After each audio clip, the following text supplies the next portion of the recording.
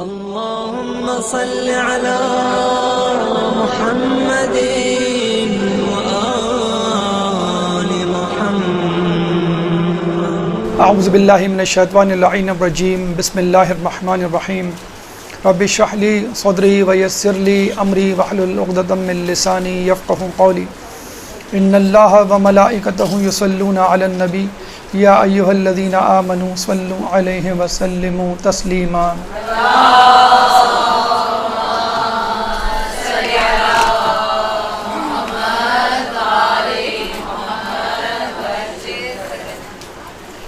جیسا کہ آپ کو معلوم ہے، آج سے چند دن بعد انشاءاللہ عید قرباں، عید الاضحیٰ ہمارے ساتھ ہوگی، اور اس دن ہم سنت ابراہیمی پر عمل کرتے ہوئے جانوروں کی قربانی دیں گے، اور اس کے ساتھ ساتھ حج جیسا فریضہ انجام دیا جا رہا ہوگا، جہاں پہ سنت ابراہیمی پر مشتمل مناسک کو وہ خوش نصیب لوگ انجام دے رہے ہوں گے کہ جن کے نام اللہ تعالیٰ نے اپنے لوح اور کتاب میں لکھ لیے ہیں.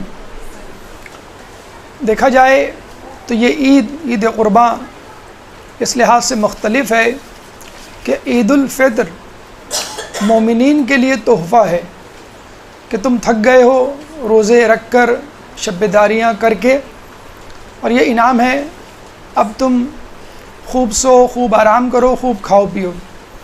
لیکن عید الاضحیٰ ایک ذمہ داری کا نام ہے جس میں قربانی اور قربانی کے ساتھ حج کے مناسک ہمیں ابراہیم علیہ السلام کی سیرت اور ان کی انتھک محنت، آزمائشوں، مصائب کی طرف توجہ کرواتی ہے کہ جس سے ہماری زندگی کو مزید جلا ملتی ہے. لیکن شاید یہاں پر ابراہیم علیہ السلام کی سنت اور ان کی قربانی کو بہت زیادہ ہائی لائٹ تو کیا جاتا ہے، اسماعیل علیہ السلام کی قربانی کو لوگ بھول جاتے ہیں. حالانکہ دیکھا جائے تو اصل قربانی اسماعیل علیہ السلام نے دی تھی. ابراہیم علیہ السلام تو ذابح تھے، ذبح کرنے والے تھے. مذبوح یا ذبیحہ کون تھا؟ اسماعیل علیہ السلام تھے. اور ویسے بھی اگر کوئی مصیبت کہیں کسی پر آ پڑے اور تمام افراد شامل ہوں تو جو کمزور ہوتا ہے اس کا مصیبت سہنا زیادہ قابل ستائش ہوتا ہے. کربلا میں امام حسین کی شہادت پہ سب گریہ کرتے ہیں، لیکن علی اصغر پر گریہ ایک عجیب انداز سے ہوتا ہے.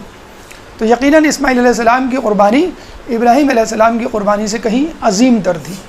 چنانچہ آج موضوع گفتگو سیرت اسماعیل کے پیغامات کے حوالے سے آپ کے سامنے چند گزارشات رکھی جائیں گی. اللہ تعالیٰ سے دعا ہے کہ ہمیں اس میں کامیابی عطا فرما اور سنت اسماعیل پر عمل کرنے کی توفیق عطا فرما. ایک درود پڑھ دیں محمد والے محمد.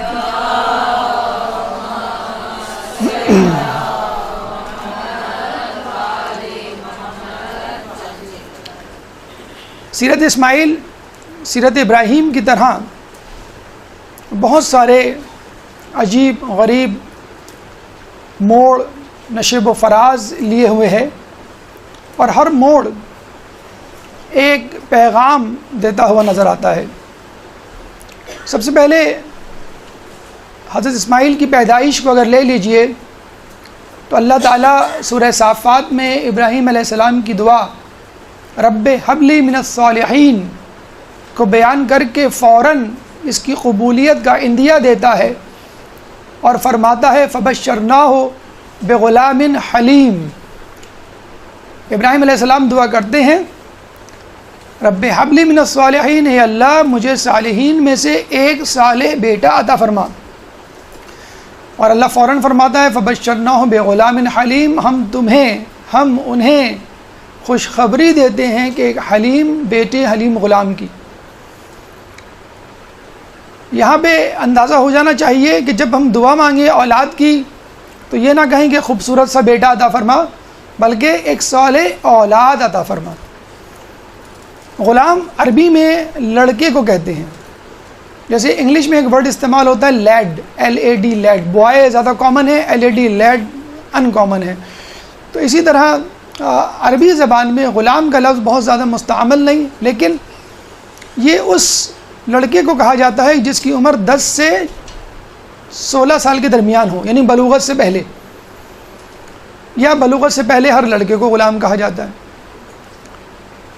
چنانچہ اللہ تعالیٰ جب یہ کہتا ہے فَبَشَّرْنَاهُ بِغُلَامٍ حَلِيمٍ، ہم تمہیں بشارت دیتے ہیں ایک حلیم غلام کی، تو اس کا مطلب کیا ہوا؟ جو بھی بچہ ہوگا وہ غلامی یعنی نوجوانی کی عمر تک پہنچے گا۔ فارسی میں اس ایج گروپ کو 10 to 16 ایج گروپ کو، بلوغت سے پہلے کے گروپ کو نوجوانی کہتے ہیں۔ تو جو لڑکا اسماعیل علیہ السلام مثلاً دیے جائیں گے وہ غلامی کی عمر یعنی نوجوانی کی عمر تک پہنچیں گے۔ لفظ حلیم آپ کو معلوم ہے ایسے شخص کے لیے استعمال کیا جاتا ہے کہ جو اپنے غصے پر قابو رکھنے کی صلاحیت رکھے۔ لیکن حلیم کے ایک معنی یہ بھی ہیں کہ ایک شخص قدرت رکھتے ہوئے کسی کام کو اس کے وقت سے پہلے انجام نہ دے۔ عموماً یہ صفت حلیم بزرگوں میں بڑوں میں زیادہ پائی جاتی ہے، بچوں میں کم۔ آپ نے دیکھا ہوگا کہ اگر کوئی راز کی بات بتائی جائے تو بچے فوراً اگل دیتے ہیں۔ آپ برتھ ڈے کا گفٹ لے کر آئیں گھر میں کسی کے لیے اور کہیں بچوں کو بیٹا بتانا مت، اور وہ برتھ ڈے سے پہلے بتا دیتا ہے۔ یا امی کہتی تھی بیٹا بتانا مت، ابو کو میں شاپنگ کرنے گئی تھی اور بیٹا جو ہے وہ بتا دیتا ہے۔ تو وقت سے پہلے اللہ کے لیے لفظ علیم کی صفت قرآن میں کئی مرتبہ 15 مرتبہ آئی ہے، اور اللہ تعالیٰ بھی قدرت رکھنے کے باوجود کاموں کو ان سے پہلے انجام نہیں دیتا، حالانکہ دے سکتا ہے۔ مثلا گناہ گاروں کو سزا، مہلت دیتا ہے، وہ ہم سب کو مہلت دیتا ہے کہ ہم توبہ کر لیں اور رجوع کر لیں۔ لفظ حلیم اللہ تعالیٰ کے لیے قرآن میں 15 مرتبہ آیا ہے۔ ایک مرتبہ ابراہیم علیہ السلام کے لیے، ایک مرتبہ اسماعیل علیہ السلام کے لیے، 2 مرتبہ ابراہیم علیہ السلام کے لیے، ایک مرتبہ اسماعیل اور ایک مرتبہ شعیب علیہ السلام کے لیے۔ ابراہیم علیہ السلام اور شعیب علیہ السلام کے لیے حلیم کا لفظ استعمال ہوا ہے، اور بلا شبہ ایک قدر و منزلت کی بات ہے، لیکن حضرت اسماعیل علیہ السلام کے لیے جو لفظ حلیم استعمال ہوا ہے اس کا استعمال قدر قابل ستائش تر ہے بنسبت ابراہیم اور شعیب کے، کیونکہ وہ سن و سال کے تھے، بزرگ تھے، نبی تھے، اور یہ ابھی پیدا بھی نہیں ہوئے کہ اللہ تعالیٰ نے ان کو حلیم کا لقب دے دیا کہ جو بیٹا پیدا ہوگا وہ حلیم۔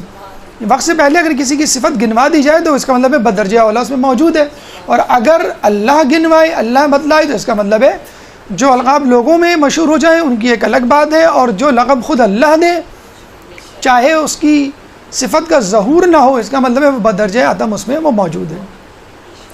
ابراہیم علیہ السلام کو نہ صرف اسماعیل علیہ السلام جیسی اولاد عطا ہوئی بڑھاپے میں، بلکہ اسحاق علیہ السلام بھی عطا ہوئے۔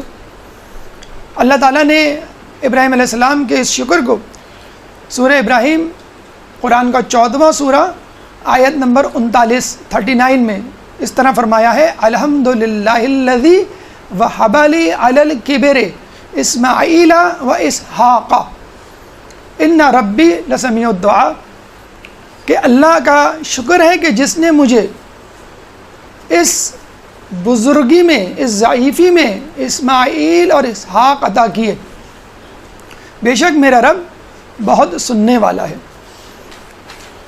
یہ دونوں اولادیں ابراہیم علیہ السلام کی نہایت بڑھاپے میں حاصل ہوئی تھیں۔ ابراہیم علیہ السلام کی شادی بی بی سارہ سے 37 سال کی عمر میں، 37 ایئرس کی عمر میں ہوئی تھی۔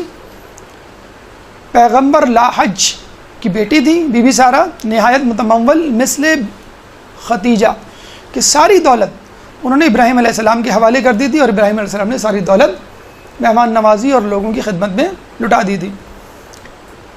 سید ابراہیم کے حوالے سے جب ہم نے گفتگو کی تھی تو آپ کو بتلایا تھا کہ جب ابراہیم علیہ السلام بی بی سارہ کے ساتھ عراق سے فلسطین ہجرت کر رہے تھے تو راستے میں مصر کی حکومت بڑھی، جہاں کے بادشاہ نے بی بی سارہ کے ساتھ دست درازی کی کوشش کی، معجزاتی طور پر اس کے ہاتھ پر فالج کا حملہ ہوا 3 مرتبہ، اور وہ سمجھ گیا کہ یہ نبی ہیں اور اللہ کی مدد ان کے ساتھ ہے، چنانچہ اس نے معافی مانگی اور اپنی کنیز بی بی ہاجرہ کو بی بی سارہ کو ہبہ کر دیا۔ اب یہ 3 افراد ہو گئے، اور یہ تینوں افراد جو ہے وہ فلسطین میں آ کر آباد ہوئے۔ ابراہیم علیہ السلام کی عمر 98 سال تک پہنچ گئی اور ان کی کوئی اولاد نہیں ہوئی، تو انہوں نے بی بی سارہ سے کہا کہ اگر تم اپنی کنیز مجھے ہبہ کر دو اور میں اس سے شادی کر لوں تو شاید میری اولاد ہو جائے۔ تو انہوں نے اپنی کنیز بی بی ہاجرہ کو انہیں ہبہ کر دیا اور 99 سال کی عمر میں ان کی اولاد ہوئی حضرت اسماعیل علیہ السلام۔ اسماعیل علیہ السلام کی اولاد کے بعد فطراً ابراہیم علیہ السلام کا جھکاؤ بی بی ہاجرہ کی طرف ہوا، اسماعیل علیہ السلام کے ساتھ وقت گزارنے لگے، بی بی سارہ ان کو رشک بھری نگاہوں سے دیکھتی، اور ابراہیم علیہ السلام سے ایک دفعہ انہوں نے کہا کہ آپ میرے لیے بھی دعا کیجئے کہ اللہ مجھے بھی اولاد دے۔ ابراہیم علیہ السلام نے ان کے لیے بھی دعا کی، اور ابراہیم علیہ السلام کو بی بی سارہ کے بطن سے اللہ تعالیٰ نے 112 سال کی عمر میں اسحاق علیہ السلام دیے۔ چنانچہ دونوں اولادیں بڑے سن و سال میں حاصل ہوئی، لیکن اس سے ملتی جلتی مثالیں تاریخ میں موجود ہیں، اور زکریا علیہ السلام نے یوں کہہ لیجئے ابراہیم علیہ السلام کا بھی ریکارڈ توڑا۔ 120 سال کی عمر میں ان کو جو ہے وہ یحییٰ علیہ السلام عطا ہوئے، اور ان کی دعا بھی ملتی جلتی مورلیس وہی تھی جو ابراہیم کی تھی۔ جیسے ابراہیم نے کہا رب حبلی من الصالحین، یا اللہ مجھے صالحین میں سے ایک صالح بیٹا عطا کر۔ تو زکریا علیہ السلام نے کہا رب حبلی من لدنک ذریۃ طیبۃ، اے اللہ مجھے ایک اپنی ذریت، میری ذریت سے ایک پاک و پاکیزہ فرزند عطا کر۔ چنانچہ اللہ تعالیٰ نے ان کو عمران علیہ السلام کے ہم زلف تھے۔ یہ عمران علیہ السلام کی شادی حنہ سے ہوئی تھی، اور ان کی شادی زکریا علیہ السلام کی شادی اشیاء سے ہوئی تھی، اور دونوں بہت ہی متمول گھرانے کی خاتون تھی۔ عمران علیہ السلام کو اللہ تعالیٰ نے مریم عطا کی تھی، پھر زکریا علیہ السلام جب بی بی مریم کو دیکھتے تھے تو انہوں نے دعا کی تھی، تو اللہ تعالیٰ نے ان کو یحییٰ علیہ السلام عطا کیے تھے۔ تو یہاں بھی یہ پیغام ہمیں ملتا ہے کہ اللہ کی رحمت سے مایوس نہیں ہونا چاہیے، اللہ کے یہاں دیر ہے اندھیر نہیں۔ اور دوسری بات یہ ہے کہ اللہ تعالیٰ اگر کوئی دیر کرتا ہے کسی کام میں تو یقیناً اس میں کوئی مصلحت ہوتی ہے۔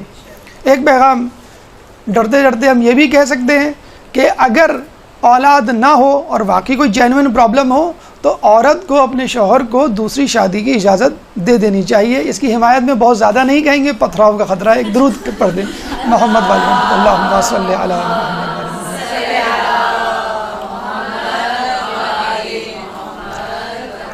ابتدائی ایام، ہماری گفتگو کا دوسرا مرحلہ اور دوسرا پیغام سیرت اسماعیل سے۔ جیسے کہ آپ نے دیکھا بی بی سارہ نے جب ابراہیم علیہ السلام کا جھکاؤ بی بی ہاجرہ اور اسماعیل علیہ السلام کی طرف دیکھا، پہلے بی بی ہاجرہ کی طرف، اور جب ان کی بھی اولاد ہو گئی تو بی بی جو ہے وہ دیکھتی تھی کہ اسماعیل علیہ السلام کی طرف۔ اب ظاہر سی بات ہے وہ بڑے بیٹے تھے، اب بڑا بیٹا جو ہے وہ باپ کا جانشین ہوا کرتا ہے، تو اسماعیل علیہ السلام کو غالباً یا حقیقتاً زیادہ چاہتے تھے وہ۔ تو اس زمانے میں ہوتا یہ تھا کہ بچے آپس میں کھیلتے تھے، کودتے تھے، کشتیاں لڑتے تھے۔ حسن حسین کی بھی کشتیاں آپ نے سنی ہوں گی، تاریخ کی کتابیں موجود، رسول اللہ کروایا کرتے تھے۔ اور اس زمانے میں یہ گیمز یہی ہوا کرتے تھے، تیر اندازی ہوتا تھا، شمشیر زنی ہوتی تھی، کشتیاں ہوتی تھیں، دوڑ کے مقابلے ہوتے تھے۔ اس زمانے میں ٹیبلٹ اور یہ آئی فون وغیرہ تو ہوا نہیں کرتے تھے، یہ لوڈو کیرم بورڈ بیٹھ کے کھیلنے والے گیم۔ تو ایک دفعہ اسحاق علیہ السلام اور اسماعیل علیہ السلام کی کشتی ہوئی تو اسماعیل علیہ السلام جیت گیا۔ جیسے کہ ہمارے یہاں ہوتا ہے جو جیت جاتا ہے ریسلر اس کا ہاتھ پکڑ کے اٹھاتا ہے یا اس کے قریب کرتا ہے، تو ابراہیم علیہ السلام نے پیار سے اسماعیل علیہ السلام کو اپنی گود میں بٹھا لیا اور اسحاق علیہ السلام کو اپنے برابر میں بٹھا لیا۔ بس یہ منظر بی بی سارہ سے دیکھا نہ گیا، اور وہ غصے میں آئیں اور کہنے لگیں کہ کیا یہ بات نہیں طے ہوئی تھی کہ آپ دونوں کو برابر کی محبت دیں گے؟ اور گویا پھر انہوں نے ایک فیصلہ سنا دیا کہ ہاجرہ کو مجھ سے دور لے جاؤ۔ وہ کہتے ہیں کہ ایک دیہاتی کی کسی پڑھی لکھی خاتون سے شادی ہوئی، تو اس سے انگلش وہ سیکھتا تھا تھوڑی تھوڑی، تو اس نے کہا کہ یہ تمہارے باپ کو میں کیا کہوں انگلش میں؟ تو اس نے کہا فادر ان لا۔ کہیں تمہاری ماں کو میں کیا کہوں؟ کہیں گے مدر ان لا۔ اچھا تمہاری بہن کو؟ اس نے کہا سسٹر ان لا۔ اچھا تمہارے بھائی کو؟ اس نے کہا برادر ان لا۔ کہیں اور تم کو؟ آئی ایم دا لا، میں خود قانون ہوں۔ تو عورت کے منہ سے یا بیوی کے منہ سے جو نکل جائے وہ قانون ہوتا ہے۔ اب ابراہیم بیچارے دو لوگوں کے درمیان پریشان تھے، میں کس کو ناراض کروں کس کو راضی کروں۔ بہرحال نبی تھے، معصوم تھے، اللہ تعالیٰ سے جو ہے انہوں نے رجوع کیا کہ مجھے کیا کرنا چاہیے۔ تو یہاں پہ ایک پیغام جو ہمیں ملتا ہے کہ یاد رکھ لیجئے، جو ناکام لوگ ہوتے ہیں ان کی زندگی میں پریشانیاں تو آتی ہیں، لیکن جو کامیاب لوگ ہوتے ہیں ان کی زندگی میں ناکام لوگوں سے زیادہ پریشانیاں آتی ہیں۔ اور یہ پریشانیاں دوسروں کی پیدا کردہ ہوتی ہیں، اس لیے غیر متوقع ہوتی ہیں۔ اپنی پریشانیاں اگر کوئی کمزوری ہے، آپ کی کوتاہی ہے، کوئی خامی ہے، آپ کو معلوم ہے کہ بھئی میرا یہ پرابلم ہے، میں دیر کر دیتا ہوں مثلا کہیں جانے میں، یا جو ہے میں سست ہوں، یا سوتا زیادہ ہوں، کھاتا زیادہ ہوں، یا بولتا زیادہ ہوں وغیرہ، لیکن اگر دوسرے کی پیدا کرتا پریشانی ہو تو وہ ان ایکسپیکٹڈ ہوتی ہے، اور وہ آپ کو سمجھ میں نہیں آتا کہ یہ مجھے کس جرم کی سزا مل رہی ہے اور میں کیوں اس بھٹی میں جلوں یا اس آزمائش سے گزروں، لیکن چونکہ وہ دوسروں کی پیدا کردہ ہوتی ہے وہ آپ کو گزارنی ہوتی ہے۔ تو جب ابراہیم علیہ السلام نے اللہ سے مشورہ دیا تو اللہ تعالیٰ نے ایک جملہ کہا، اصل میں وہ جملہ اتنا امپورٹنٹ ہے، وہ کہنا بھی ضروری ہے، قصص الانبیاء میں موجود ہے، آپ چاہیں تو جا کے پڑھ لیے گا، میرا اس میں کوئی عمل دخل نہیں ہے۔ اللہ تعالیٰ نے یہ کہا کہ دیکھو عورت ایک خشک ٹیڑھی لکڑی کی طرح ہوتی ہے، اگر اس کو سیدھا کرو گے تو ٹوٹ جائے گی، اس سے اسی طرح استفادہ کرو۔ اچھا، کچھ لوگوں نے روایت اس طرح بنا لی کہ عورت بی بی حوا چونکہ آدم علیہ السلام کی پسلی سے ہوئی تھی اس لیے عورت کو اگر سیدھا کیا جائے تو وہ یہ ایسا نہیں ہے۔ بہرحال یہ اللہ تعالیٰ کی طرف سے جو ہے حدیث قدسی کہہ لیجیے وہ ہمیں ملتی ہے۔ پھر ابراہیم علیہ السلام نے کہا کہ ٹھیک ہے، پھر آپ ہی مشورہ دیجئے، ہم کیا کریں، میں کیا کروں؟ تو اللہ تعالیٰ نے کہا کہ تم وادی مکہ جاؤ کہ جہاں پہ میں نے انسانوں کے لیے اپنی سب سے پہلی عبادت گاہ آدم علیہ السلام سے بنوائی تھی۔ بس یہاں سے ابراہیم علیہ السلام کا سفر بی بی ہاجر اور اسماعیل کے ساتھ مکے کی طرف شروع ہوتا ہے۔ یہاں سے ہمیں ابراہیم علیہ السلام اور اسماعیل علیہ السلام کے حوالے سے تیسرا سبق ملتا ہے۔ ایک درود پڑھ دے محمد والے محمد۔ اللہم صلی علی محمد۔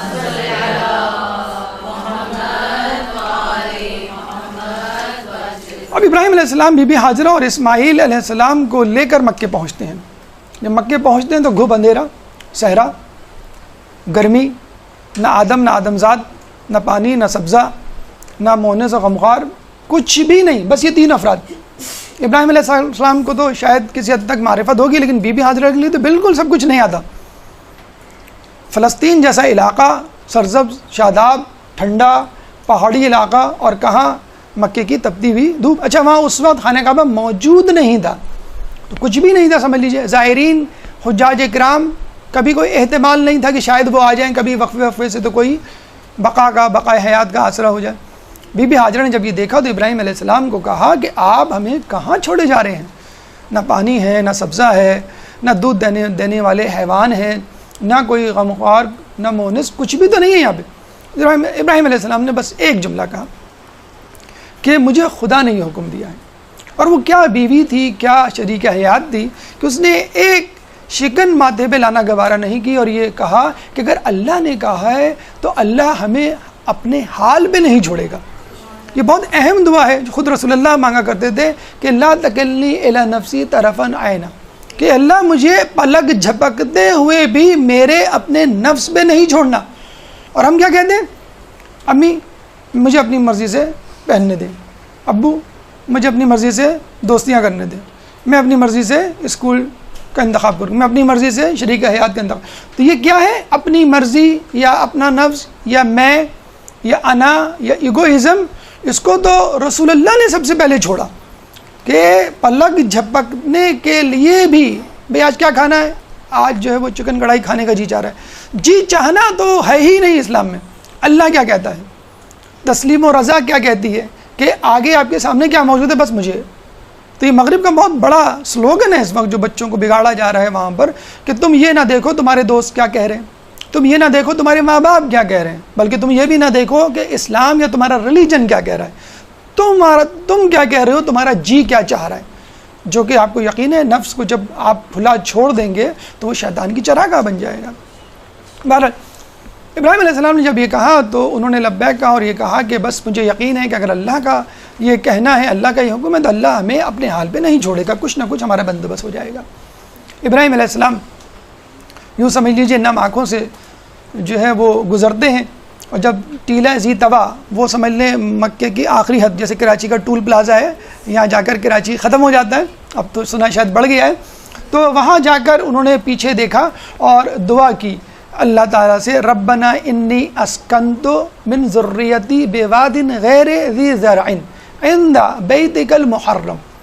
کیا کہا؟ ربنا انی اسکنت، اے اللہ، اے ہمارے رب، میں نے اپنی ذریت میں سے چند لوگوں کو یہاں چھوڑا، من ذریتی، کہاں پہ چھوڑا؟ بے وادن غیر ذی زرعن، ایسی وادی میں جو غیر زراعت پذیر ہے، بنجر ہے۔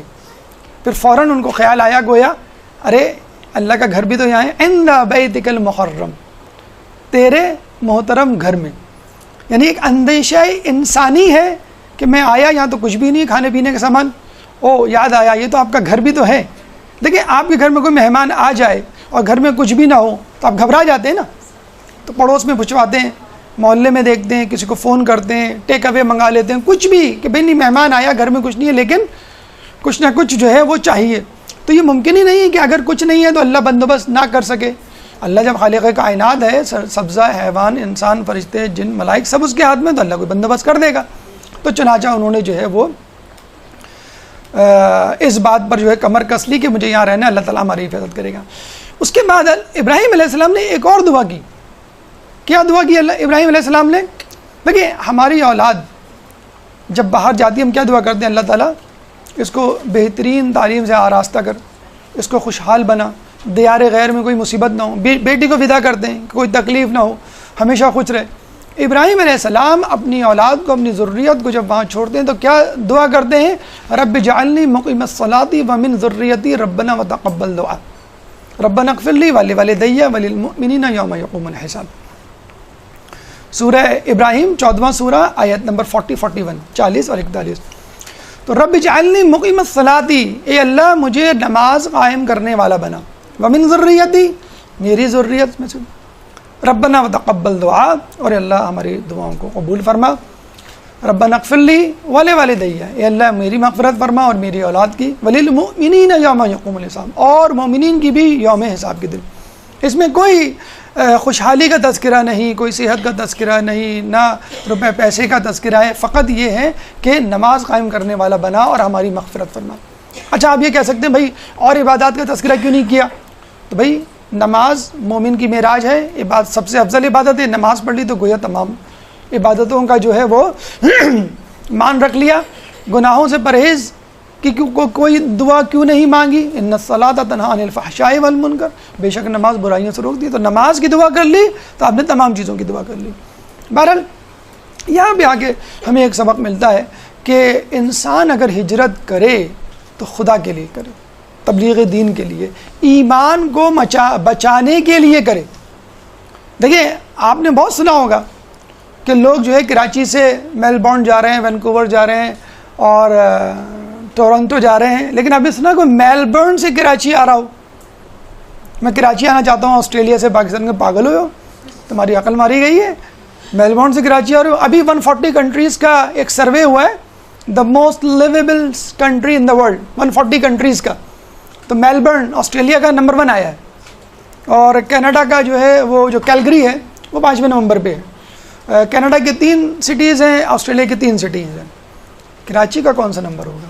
ہم جہاں بھی پوچھتے ہیں لوگ کہتے ہیں سر یہ بتائیں کتنوں کا سروے ہوا تھا؟ ہم نے کہا 140، بس قریب ہوگا 140 میں، 134واں نمبر ہے، 134 کراچی جہاں ہم رہ رہے ہیں۔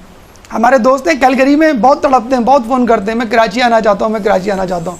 ہم نے فوراً ویب سائٹ جہاں پہ یہ نیوز پڑھی تھی ان کو ای میل کر دی کہ بھئی ہمارا کراچی جہاں تم آنا چاہتے ہو 134 نمبر پہ ہے اور تمہارا کیلگری نمبر 5 ہے، اب بولو۔ تو اس نے کہا میں سہولیات کی بات نہیں کر رہا، میں روحانیت کی بات کر رہا ہوں۔ درود پڑھ دیں اپنی توفیقات میں سب بلند، اللہم صلی اللہ علیہ وسلم۔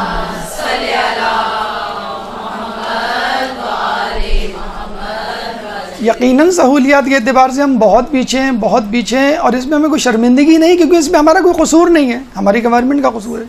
روحانیت میں ہم یقیناً آگے ہوں گے، ٹاپ 10 میں یقیناً ہوں گے، ہمیں پورا یقین ہے، کیونکہ ایران عراق کے بعد بہترین عزاداری اگر کہیں ہوتی ہے تو وہ کراچی میں ہوتی ہے۔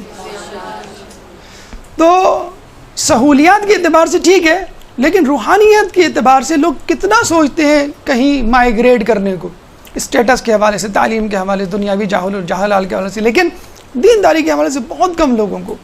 ہاں آتے ہیں گھبراتے ہوئے باہر ممالک سے کراچی، کیوں؟ بچیاں بڑی ہو رہی ہیں، یا لڑکا بڑا ہو گیا۔ بھی لڑکا بڑا ہو گیا تو کیا ہوا کہ لڑکی ڈھونڈنے آئے اس کے لیے کراچی یا پاکستان۔ تو بہرحال روحانیت، مذہبیات اور اقدار کے حوالے سے ہم کہیں گے ہمارا کراچی، ہمارا پاکستان بہت بلندر، ہمیں اس بے فخر ہے۔ اب آئیے تیسری طرف، ابھی ان کی ابتدا تھی کن کی؟ جناب اسماعیل کی. اور آپ نے دیکھ لیا جناب اسماعیل کا جو بچپن تھا، ہم جو کہتے ہیں نا حسن حسین نے اتنے مصائب کیسے سہے. تو کربلا جو ہے وقت کرتا ہے پرورش برسوں، حادثہ ایک دم نہیں ہوتا. ٹھیک ہے، تو کربلا میں جو حسین نے قربانی دی تھی اس کے مقدمات تھے جو ہم نے دیکھے اہل بیت میں ظلم کی صورت میں. مولا کائنات کے اوپر ظلم ہوئے، آپ بی بی سیدہ پہ ظلم ہوئے، اور ہم نے آنکھوں سے دیکھے، بچپن سے دیکھے. تو ان کو عادت تھی مصائب سہنے کی. تو اسماعیل علیہ السلام نے بچپن سے مصائب اور آزمائشیں دیکھ لی تھی، اب ان کو عادت تھی مصائب سہنے کی. اب یہاں پہ چوتھا مرحلہ شروع ہوتا ہے، چوتھا موڑ آتا ہے آپ کی زندگی کا، بہت جسے کہتے ہیں ٹرننگ پوائنٹ، ٹوسٹ ایک زندگی میں آیا اور زندگی 180 ڈگری پہ تبدیل ہو گئی. اور وہ ہے زمزم کی دریافت.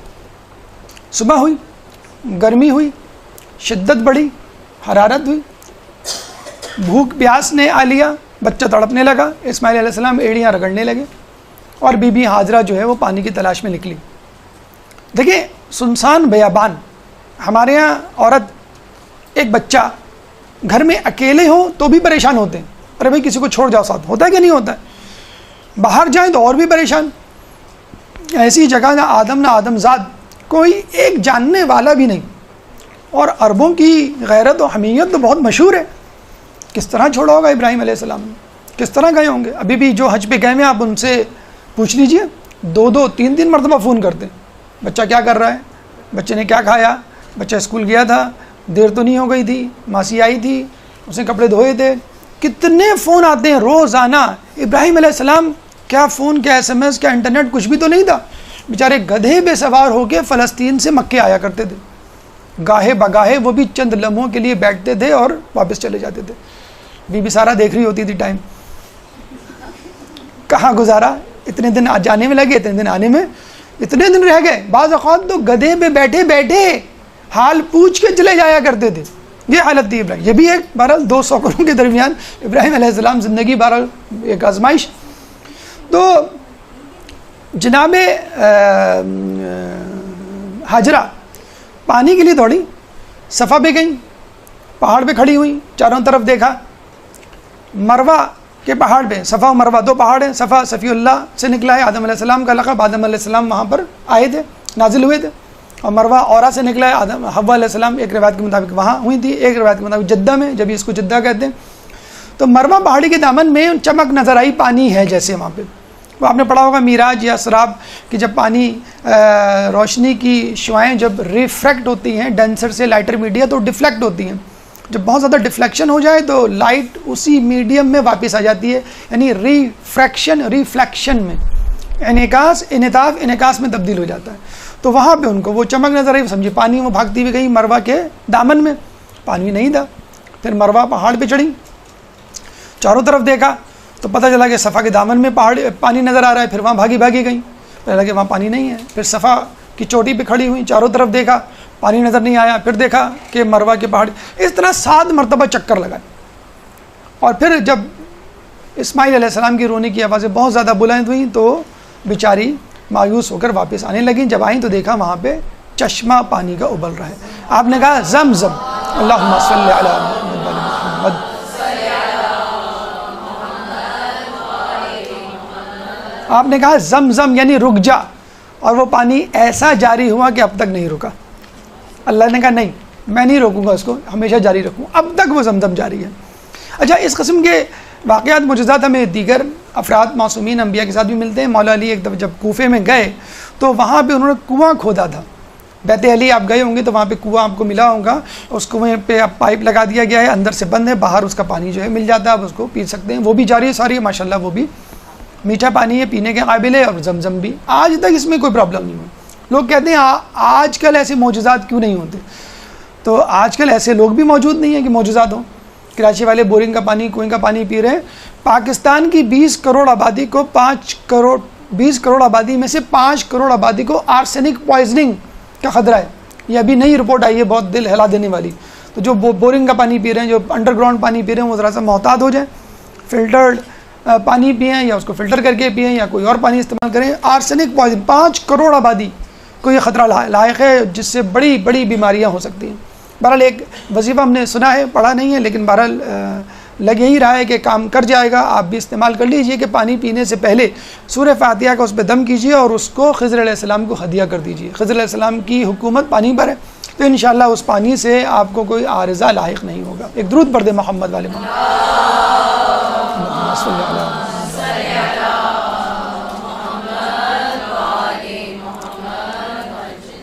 دیکھیے یہاں پر ظاہر ہوتا ہے کہ انسان کو اپنی کوتاہی کا ذمہ قدرت کو یا اللہ کو نہیں ٹھہرانا چاہیے۔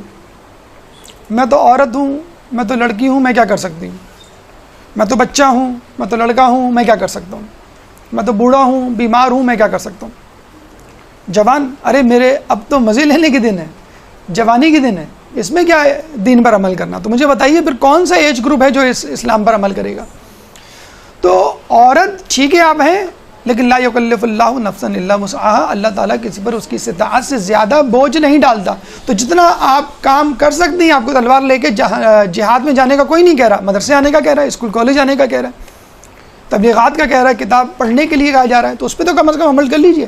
اس طرح بچہ بھی اپنی سکت کے مطابق جتنا عمل کر سکتا ہے اس کو عمل کرنا چاہیے، یہ اللہ کی مرضی ہے۔ ورنہ بہت سے لوگ بہت زیادہ تقدو کرتے ہیں لیکن زندگی میں کچھ نہیں کما سکتے، نہ عزت ان کے پاس ہوتی ہے، نہ مال ہوتی ہے، نہ اولاد ہوتی ہے۔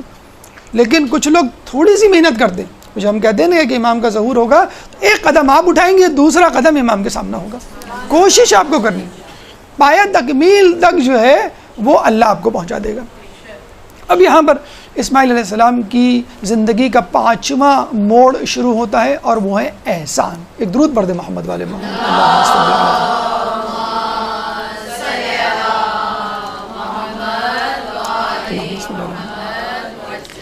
اسماعیل علیہ السلام۔ اچھا، جب لوگوں نے دیکھا یہاں پانی ہے، پرندے آ گئے ہیں، گھیرا ڈال رہے ہیں اور اوپر اڑ رہے ہیں، تو لوگ پرندوں کو دیکھ کر وہاں اس جگہ پہنچ جایا کرتے تھے جہاں پہ ان کے جھنڈ ہوا کرتے تھے۔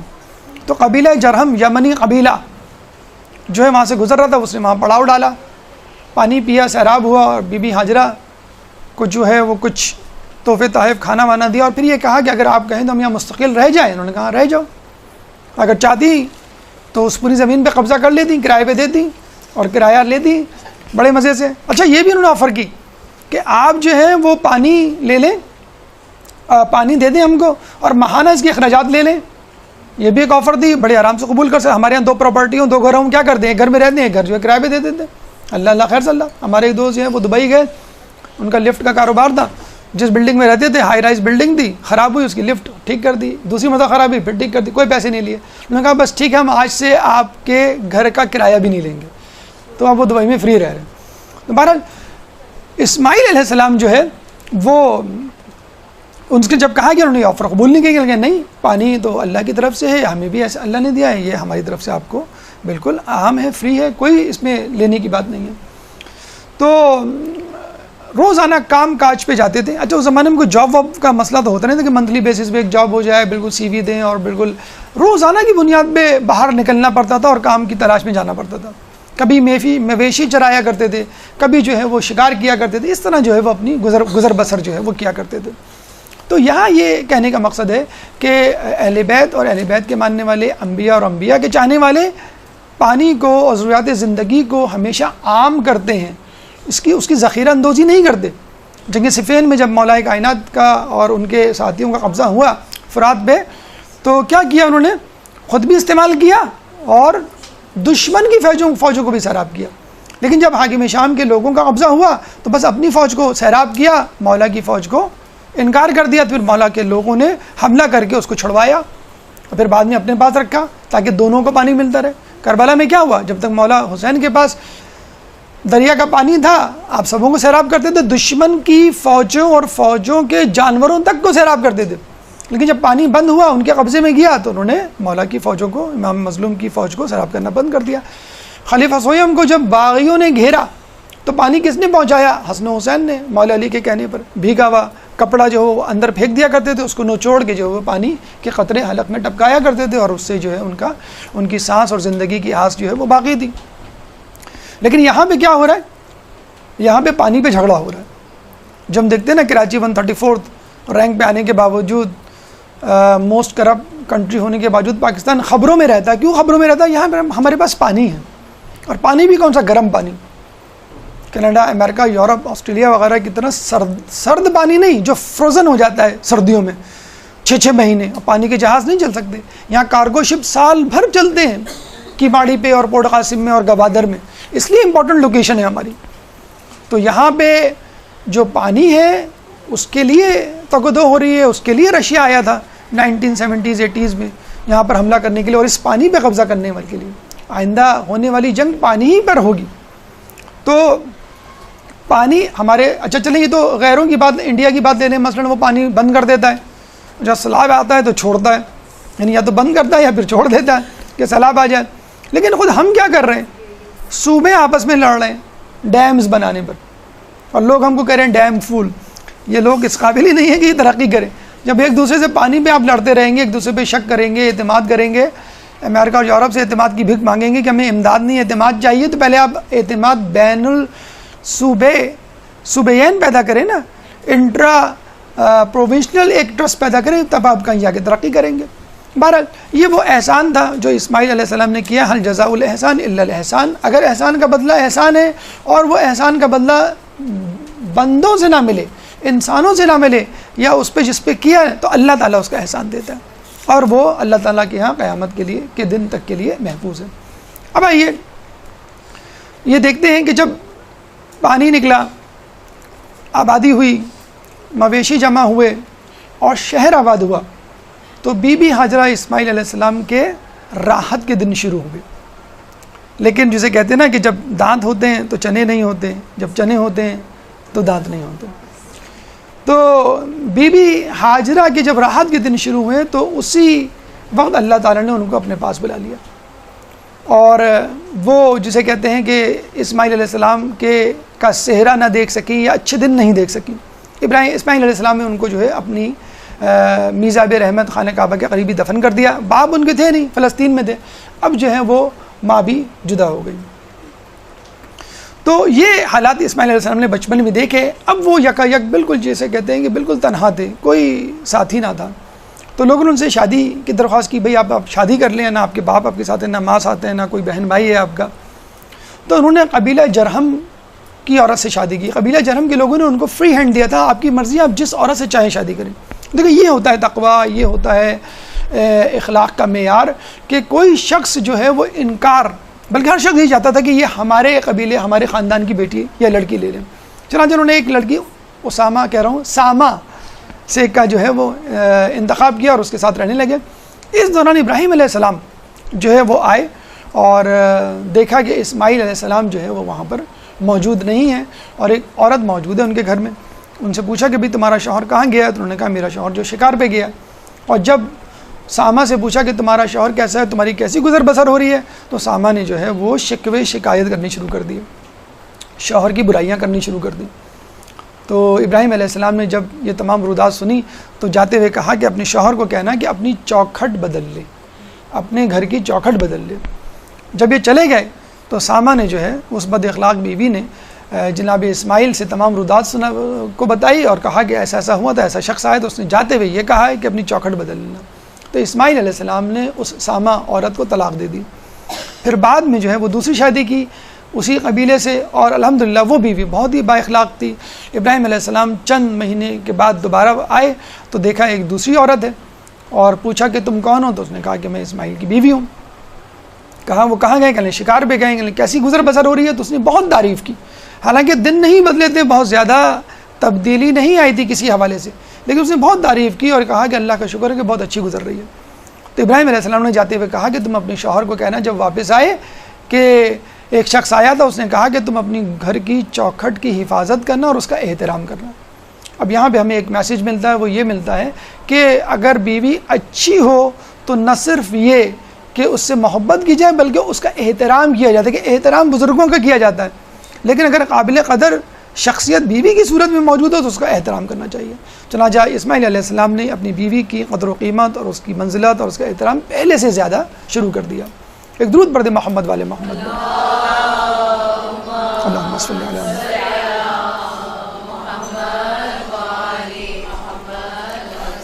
اب اللہ تعالیٰ نے ابراہیم علیہ السلام کو حکم دیا کہ تم میرے گھر کی دوبارہ تعبیر کرو، کہ جو آدم علیہ السلام نے کی تھی اور نوح علیہ السلام کے طوفان میں کافی مخدوش ہو گیا تھا، ٹوٹ پھوٹ کا شکار ہو گیا تھا۔ چنانچہ ابراہیم علیہ السلام واپس آتے ہیں اور اسماعیل علیہ السلام سے اس گھر کی تعمیر شروع کرتے ہیں۔ اسماعیل علیہ السلام اپنے چھوٹے چھوٹے ہاتھوں سے جو ہے وہ اینٹیں اٹھا کے لاتے ہیں، اور ابراہیم علیہ السلام ان اینٹوں کو جو ہے جبرائیل علیہ السلام کی ہدایت کے مطابق جو اس وقت نازل ہوئے تھے اور احاطہ کھینچ کے لکیر بنا کر بتلایا تھا کہ کہاں کہاں تک کعبے کی حدود ہونی چاہیے، ابراہیم علیہ السلام نے خانہ کعبہ کی تعبیر کی۔ حجر اسود اس وقت کوہ ابو قبیس جو پہاڑ ہے صفحہ مربع سے تھوڑا سا آگے، وہاں سے وہ پتھر جو ہے اٹھا کے لائے اور خانہ کعبہ میں نصب کیا۔ اور آپ کو معلوم ہے یہ حقیقت ایک فرشتہ تھا کہ جس نے لوگوں کی گواہیوں کو، جب اللہ تعالیٰ نے تمام ارواح کو عالم ذر میں ذروں کی شکل میں جمع کیا تھا اور کہا تھا، پوچھا تھا الستو بربکم، تو لوگوں نے کہا تھا قالوا بلا شاہدنا، کیوں نہیں آپ ہمارے رب ہیں اور ہم اس کی گواہی دیتے ہیں۔ تو یہ گواہی جو ہے اللہ تعالیٰ نے ایک پرچے پہ لکھ کر اس فرشتے کے منہ میں ڈال دی تھی، اور ایک فرشتے کے منہ میں ڈال دی تھی، اور اس فرشتے کو پتھر بنا دیا تھا، اور یہ سفید رنگ کا تھا جب یہ آیا تھا۔ لوگوں کے گناہوں کی وجہ سے جو ہے یہ سیاہ رنگ میں تبدیل ہو گیا۔ بہرحال ابراہیم علیہ السلام نے اللہ کے حکم کے مطابق خانہ کعبہ کی تعمیر کی، لیکن تعمیر کے بعد بھی ان کو یہ دھڑکا لگا رہا کہ پتہ نہیں میری دعا اللہ نے قبول کی ہے کہ نہیں۔ ربنا تقبل منا انک انت السمیع العلیم، کہ اللہ میرے کام کو، میری نیت کو، میری نیکی کو قبول فرما، بے شک تو جو ہے وہ سننے والا ہے۔ یہاں ایک میسیج ہمیں یہ ملتا ہے کہ نیکی کتنی بڑی کیوں نہ ہو، چاہے توفیق کی صورت میں حاصل ہو، لیکن ایک نیکی کا دھڑکا ہونا چاہیے کہ پتہ نہیں یہ نیکی یا یہ خلوص نیت قبول ہوگا کہ نہیں۔ مولا فرماتے ہیں کہ وہ نیکی جس کے بعد تمہیں تکبر ہو، اس سے بہتر وہ گناہ ہے جس کے بعد تمہیں شرمندگی ہو۔ تو ہمیں چاہیے کہ اگر کوئی بھی نیکی کریں، چاہے کتنی بڑی نیکی ہو، کتنی تعریف کے قلابے لوگ ملا دیں، آسمان سے ملا دیں ہم کو، لیکن جو ہے ہمیں ایک دھڑکا لگا رہنا چاہیے، ایک خوف رہنا چاہیے کہ پتہ نہیں کہ اللہ تعالیٰ نے ہماری اس نیکی کو قبول کیا ہے کہ نہیں۔ اسی طرح گناہوں کے حوالے سے بھی ہمیں یہ دھڑکا لگا رہنا چاہیے، پتہ نہیں اللہ تعالیٰ نے ہمارے گناہوں کو معاف کیا ہے کہ نہیں۔ بہرحال ابراہیم علیہ السلام، اسماعیل علیہ السلام کی تعمیر کعبہ مکمل ہوئی، لیکن اللہ تعالیٰ شاید ان دونوں کا اس سے بھی بڑا امتحان لینا چاہتا تھا، اور وہ سب سے بڑا امتحان، سب سے بڑی آزمائش تھی۔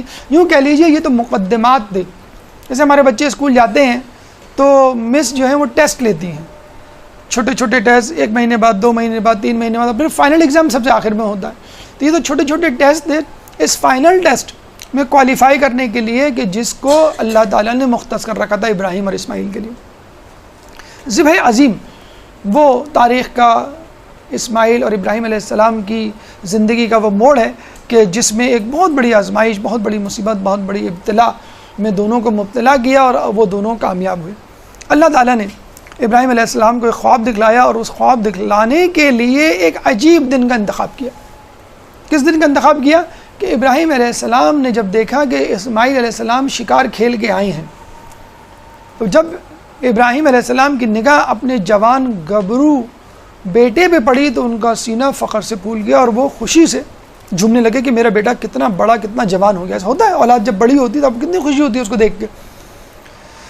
جس دن انہوں نے اسماعیل علیہ السلام کو اس نظر سے دیکھا، شفقت پدری جو ہے وہ جوش میں آئی، اللہ نے اسی دن، اسی رات ان کو خواب دکھلا دیا کہ میں اپنے بیٹے اسماعیل کو ذبح کر رہا ہوں۔ 8 ذی الحج کا دن تھا جب انہوں نے یہ خواب دیکھا، پریشان ہوئے کہ یہ کیسا خواب ہے۔ دوسرے دن، اسی لیے اس کو یوم ترویہ کہا جاتا ہے، دوسرے دن یعنی 9 ذی الحج کو پھر دوبارہ یہ خواب دیکھا۔ اب ان کو معرفت ہو گئی کہ ہاں اللہ تعالیٰ مجھ سے کچھ چاہتا ہے۔ اس دن کو یوم عرفات کہا جاتا ہے۔ تیسرے دن خواب دیکھا تو انہوں نے یہ تہیہ کر لیا، فیصلہ کر لیا کہ اب میں جو ہوں وہ اپنے بیٹے اسماعیل کو ذبح کروں گا۔ اب یہ جاتے ہیں اسماعیل علیہ السلام، ظاہر سی بات ہے ان کی مرضی بھی لینی تھی، اسماعیل علیہ السلام کے پاس، اور کہتے ہیں کہ میں نے خواب دیکھا ہے، اور خواب یہ ہے کہ میں تمہیں ذبح کر رہا ہوں۔ تو اسماعیل علیہ السلام نے ایک فرما بردار بیٹے کو جو کرنا چاہیے تھا وہی کیا، اور وہی جواب دیا، بہت خوبصورت جواب دیا، جس کو قرآن نے سورہ صافات آیت نمبر 102 میں جو ہے وہ ضبط کیا ہے کہ ایک درود پڑھ دیں محمد والے محمد، اللہم صلی علی محمد۔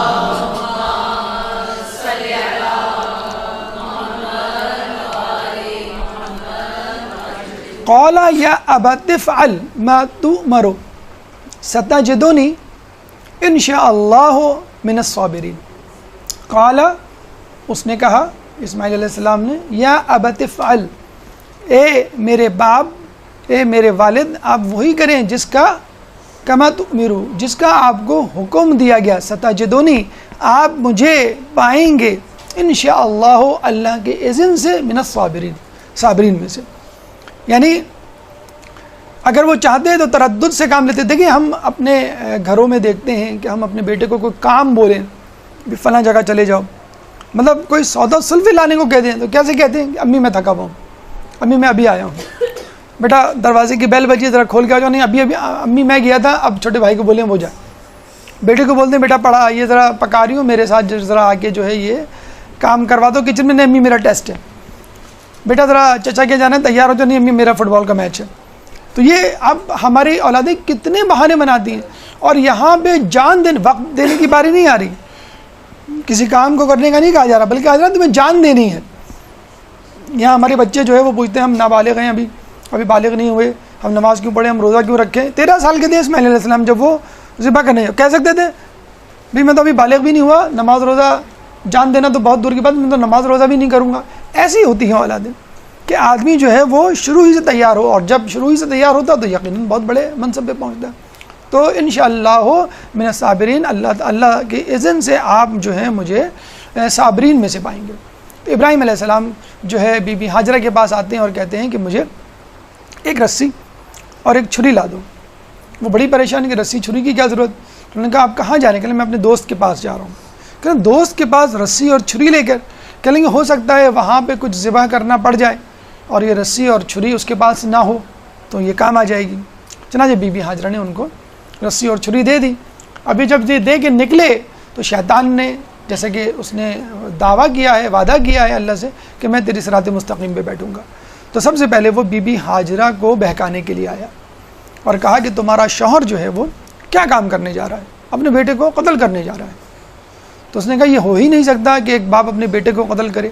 اور انہوں نے تو بڑی دعاؤں کے ساتھ اس عمر میں اسماعیل علیہ السلام کو پایا ہے. کہنے لگے نہیں وہ قتل کر کے چھوڑیں گے کیونکہ انہیں اللہ نے حکم دیا ہے. یعنی شیطان یہ سمجھا کہ بی بی ہاجرہ کو شاید یقین نہیں آ رہا تو میں یقین دلانے کے لیے بتلا دوں صاف صاف کہ اللہ نے کہا ہے. کہ اللہ نے کہا ہے تو پھر 1000 اسماعیل بھی میرے پاس ہوں تو میں قتل کرنے کے لیے شہید کرنے کے لیے بھیج دوں. اب یہ جاتے ہیں ابراہیم علیہ السلام کے پاس, شیطان جاتا ہے ابراہیم علیہ السلام کے پاس اور کہتا ہے کہ تم یہ کیا حرکت کر رہے ہو. ابراہیم علیہ السلام نے کہا کہ مجھے خواب میں آیا ہے کہ میں اپنے بیٹے کو جو ہوں وہ ذبح کروں. تو کہا ہو سکتا ہے یہ شیطانی خواب ہو. نہیں یہ شیطانی خواب نہیں, تو شیطان ہے. اور کہا کہ اگر مشرق سے لے کے مغرب تک تمام کے تمام افراد میرے بیٹے اسماعیل ہوں تو میں ان تمام کو اس طرح ذبح کر دوں. وہ ان سے بھی مایوس ہوا. بی بی ہاجرہ نے بھی کہتے ہیں اس کو کنکریاں ماری اور ابراہیم علیہ السلام نے بھی شیطان کو کنکریاں ماری. اب یہ گیا اسماعیل علیہ السلام کے پاس اور اسماعیل علیہ السلام کے پاس جا کے کہا کہ تمہارا باپ تمہارے ساتھ کیا کرنے جا رہا ہے, تم کو ذبح کرنے جا رہا ہے, تم کو جو ہے وہ قتل کرنے جا رہا ہے, تم جو ہے منع کر دو, تم جو ہے انکار کر دو. تو اسماعیل علیہ السلام نے کہا کہ اگر یہ اللہ کا حکم ہے تو میں اللہ کے لیے جان دینے کے لیے تیار ہوں. چنانچہ شیطان جو ہے وہ ہاتھ مل کر کفِ افسوس مل کر چلا جاتا ہے. جہاں پر شیطان نے بی بی ہاجرہ کو بہکایا تھا, بہکانے کی ورغلانے کی کوشش کی تھی, آج اس مقام کو جمرہ وسطیٰ کہا جاتا ہے جہاں پہ حاجی سب سے پہلے کنکریاں مارتے ہیں. پھر ابراہیم علیہ السلام کو جہاں بہکایا تھا اس کو ہم کہتے ہیں جمرہ اولا, جہاں پہ دوسرا ستون ہے وہاں پہ ہم کنکریاں مارتے ہیں. اور جہاں پہ اسماعیل علیہ السلام کو بہکایا تھا اور انہیں کنکریاں ماری تھیں اس کو کہتے ہیں جمرہ اخرى, کہ جہاں پر جو ہے وہ کنکریاں ماری جاتی ہیں. آج حاجی رمی کرتے ہیں یہاں پر. تو آپ یہ دیکھ لیجئے, پہلی بات تو یہ کہ آپ کو کبھی بھی اوور کانفیڈنس کا شکار نہیں ہونا چاہیے. اگر آپ یہ کہیں گے بھئی میں متقی پرہیزگار ہوں, میں باحجاب ہوں, میں بارش ہوں, میں نمازی پرہیزگار ہوں, تو یقین کیجئے کہ اللہ نے جو شیطان کو یہاں بھیجا ہے تو شیطان نے اللہ کو یہی کہا تھا کہ میں تیری صراط مستقیم پہ بیٹھوں گا. تو وہ نیک لوگوں ہی کے لیے تو آیا ہے کہ ان کا راستہ روکے. تو جب وہ نبی کے پیچھے پڑ سکتا ہے اور آخر وقت تک پیچھے پڑ سکتا ہے, خلیل اللہ کے پیچھے پڑ سکتا ہے, تو ہم جیسے عام افراد جو ہیں وہ کس گنتی میں شمار ہوتے ہیں. دوسری بات یہ ہے کہ آپ جتنا کچھ کر سکتے ہیں وہ کیجئے, جیسچر کے طور پہ، ٹوکن کے طور پہ، علامت کے طور پر، کہ اللہ کو احساس ہو جائے. کچھ لوگ کہتے ہیں نا کہ بھئی یہ آپ جب زیارت پڑھتے ہیں امام زمانہ کی تو کیا سر پہ ہاتھ رکھتے ہیں، قدم آگے بڑھاتے ہیں، تو اس کی کیا ضرورت ہے؟ بھئی اور زیارتوں میں آپ سیدھے سیدھے کھڑے رہتے ہیں کہ نہیں ہمیں ذرا جوش کیا کریں، جوش کا مظاہرہ کیا؟ بھئی سیدھے سیدھے کھڑے رہیں، جوش اپنے دل میں رکھیں گے، ضرورت تھوڑی دکھانا. کہیں گے دیکھیں جب آپ کمرے میں داخل ہوتے ہیں تو آپ کا بچہ جو جھولے میں ہوتا ہے، تھکے ہوئے ہوتے ہیں آپ، جیسے آپ کو دیکھ کے ایک دم سے لپکتا ہے آپ کی طرف تو آپ سب کچھ بھول جاتے ہیں، فوراً اس کو گود میں لیتے ہیں. اس کے لپکنے کی وجہ سے گود میں لیتے ہیں. اگر وہ بیٹھا ہوا ہو خاموشی تو آپ خاموشی سے جب اپنی تھکن اتار چکے ہوں تب اس کو گود میں لیں گے. تو اگر آپ امام کے نام پر ایک دم سے تڑپیں گے، لپکیں گے، تو انشاءاللہ امام آپ کے لشکر میں، اپنے لشکر میں ضرور شامل کریں گے.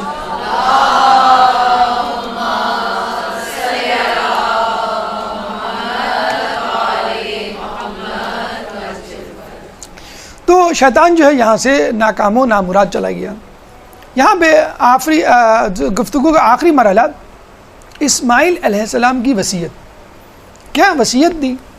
اور وہ لمحات اپنے ذہن میں رکھیے کہ جب اسماعیل علیہ السلام ابراہیم علیہ السلام کے ساتھ جا رہے ہیں، بیٹا باپ کے ساتھ جا رہا ہے، بیٹا ذبح ہونے جا رہا ہے، بیٹے کو موت آنی ہے، اس کی روح اس کے جسم سے پرواز کرنی ہے، کچھ لمحوں بعد وہ اس دنیا میں نہیں رہے گا.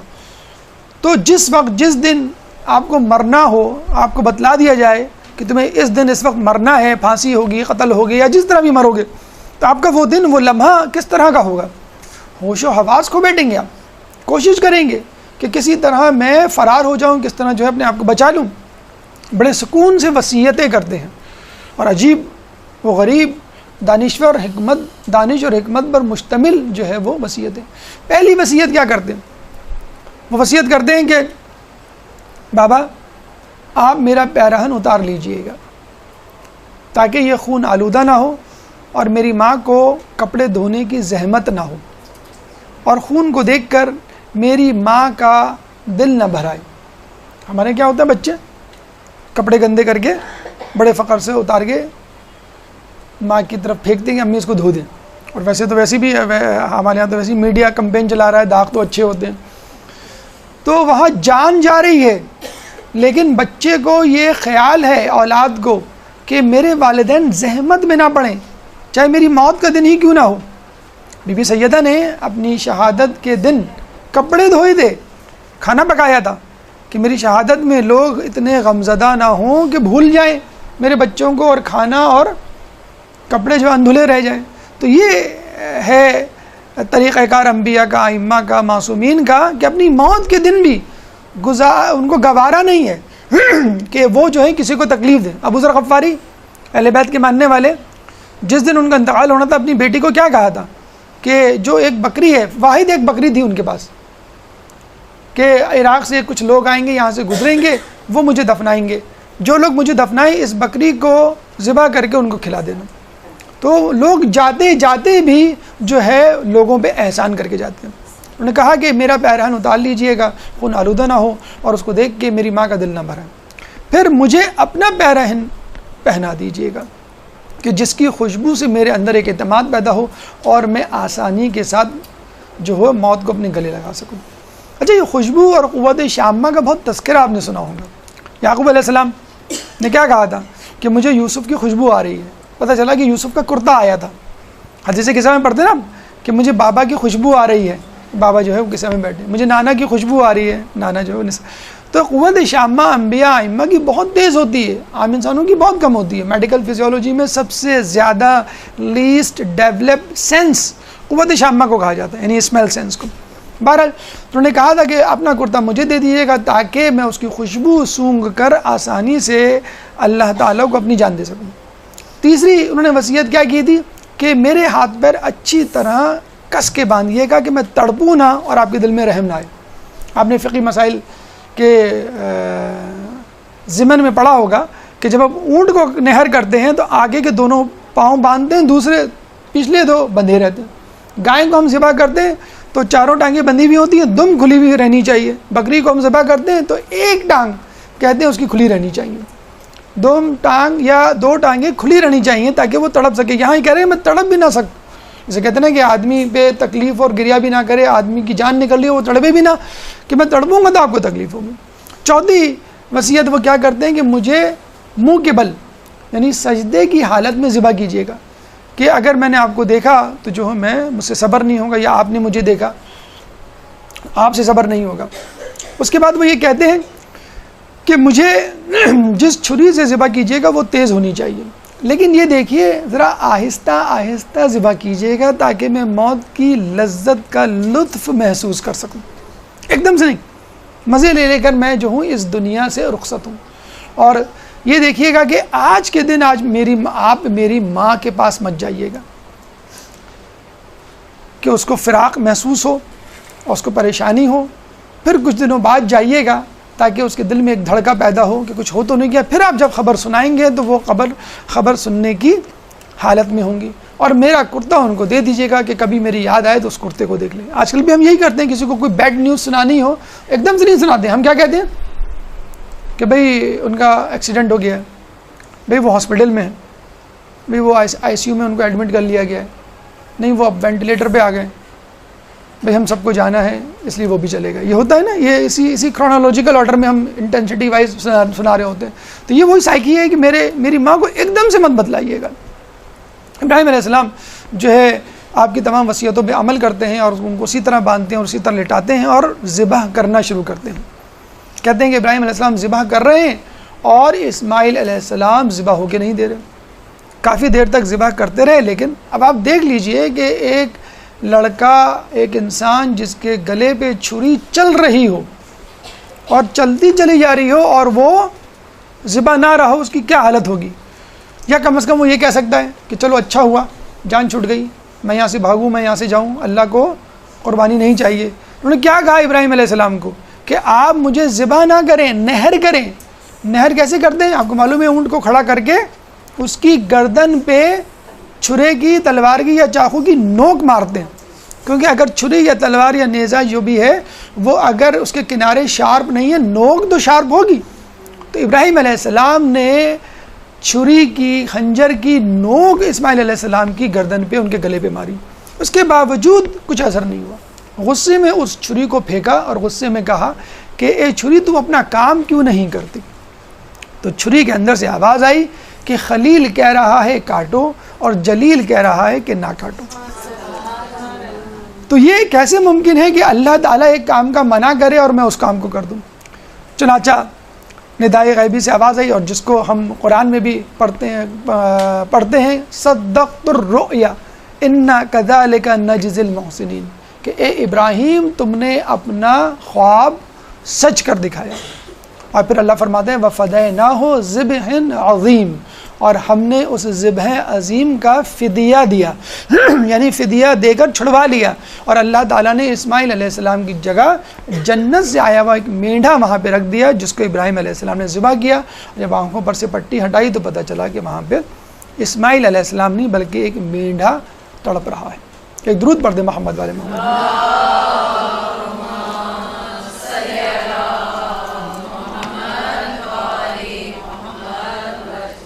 یہاں پر آ کر ہم ابراہیم علیہ السلام کو مخاطب کر کے کہیں گے، ابراہیم جس علی کے شیعہ ہونے پر تم نے فخر کیا تھا، اس علی کے بیٹے اور اس کے بیٹے کے بیٹے نے کربلا میں جو قربانی دی، اگر تم دیکھ لیتے اش کر اٹھتے۔ ابراہیم تم نے فقط ایک بیٹے کی قربانی دی، یہاں حسین نے 72 لاشوں کو اللہ کی راہ میں قربان کیا۔ ارے تم نے تو اپنی آنکھوں پر پٹی باندھ لی تھی، یہاں پہ حسین کھلی آنکھوں سے علی اصغر کو ذبح ہوتے ہوئے دیکھ رہے ہیں۔ اور ابراہیم اسماعیل کے بعد تمہاری باری نہیں آئی، یہاں 72 لاشوں کے بعد خود حسین کو بھی ذبح ہونا پڑا۔ غریب سادہ و رنگی ہیں داستان حرم، ہے انتہا اس کی حسین ابتدا ہیں اسماعیل۔ کہتے ہیں علامہ اقبال نے جب یہ شعر لکھا تو اس شعر کو لکھنے سے پہلے لفظ غریب کا ترجمہ مفتی اعظم مصر سے پوچھوایا، تو مفتی اعظم مصر نے کہا کہ غریب اس کو کہتے ہیں کہ جو اپنے وطن میں نہ ہو، اور پھر نیچے ایک نوٹ لکھا کہ سب سے زیادہ غریب وہ ہوتا ہے جو اپنے قبیلے والوں سے اپنا تعارف کروائے اور قبیلے والے اس کو پہچان نہ پائیں۔ الا لعنۃ اللہ علی القوم الظالمین سیعلمون الذین ظلموا ای منقلب ینقلبون۔ يا مولا